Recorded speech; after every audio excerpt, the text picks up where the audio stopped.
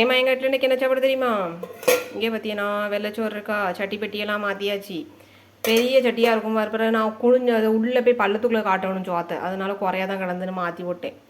அதுக்கப்புறம் பார்த்தீங்கன்னா இன்றைக்கி செவ்வாய்க்கிழமெல்லாம் அதனால் சாம்பார் வச்சாச்சு. பார்த்தீங்கன்னா அதுவும் முருங்கைக்காய் சாம்பார். இப்போ கொஞ்சம் முருங்கைக்காய் கொஞ்சம் நிறைய கிடைக்கி, அதனால் எல்லா குழம்புலையும் முருங்கைக்காய் மிதக்கு சரியா. அதுக்கப்புறம் பார்த்தீங்கன்னா கூட்டு என்னென்னு பார்த்தீங்கன்னா முருங்கைக்கீரையும் முருங்கைப்பூவும் போட்டு பொரியல். இந்த முந்தானை முடிச்சு மாதிரி நம்ம வீட்டில் இன்னைக்கு எல்லாம் முருங்கை மரமாக தான் இருக்குது என்ன. அதுக்கப்புறம் பார்த்தீங்கன்னா முருங்கைக்கீரை செய்கிறதுக்கு பத்தாது, அதனால் கத்திரி வத்தல் பொரிச்சிருக்கேன். என்னடா இப்போ 2-3 நாள் கத்திரி வத்தல் மிதக்குன்னு பார்க்காதீங்க, இது வந்து கத்திரி வத்தல் இப்போ வாங்கியிருக்கேன், அதனால் காலியாவது வரைக்கும் நான் பொரிப்பேன்.